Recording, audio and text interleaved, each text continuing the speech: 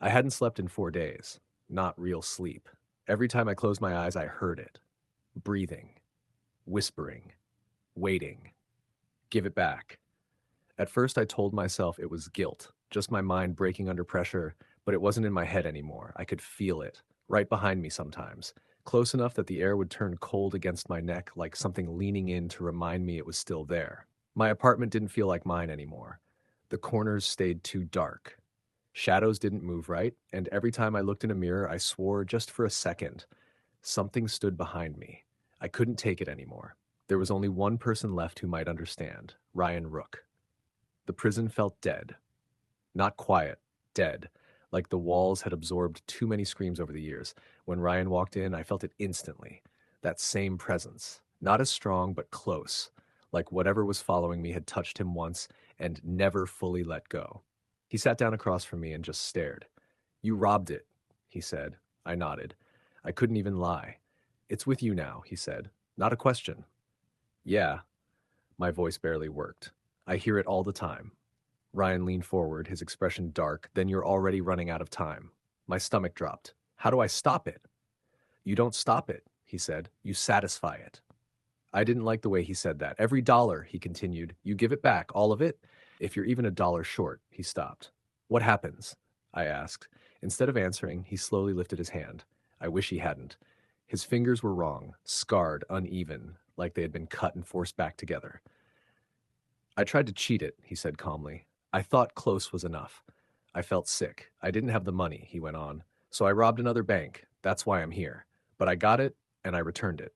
And it let you live? For now." The lights flickered above us.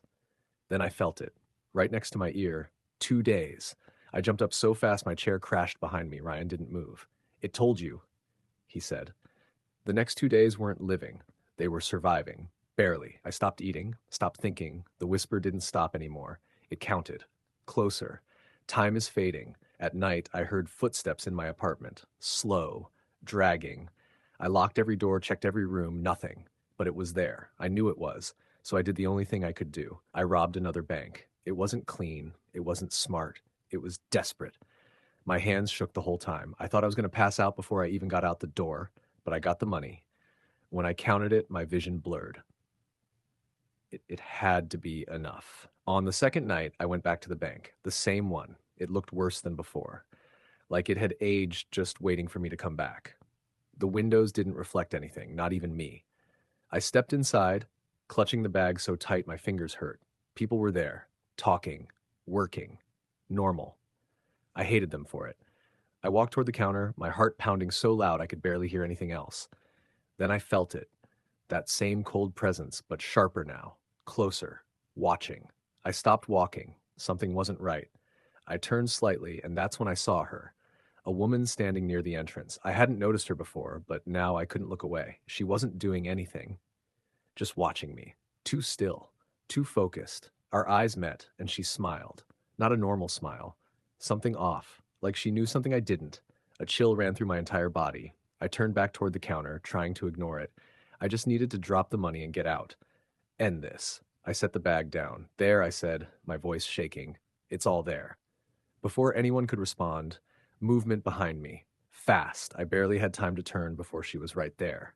The woman, her hands slammed into the bag, yanking it back toward her. "What?" "Hey!" She moved quick. Too quick. I grabbed for it, but she shoved me hard, sending me stumbling into the counter.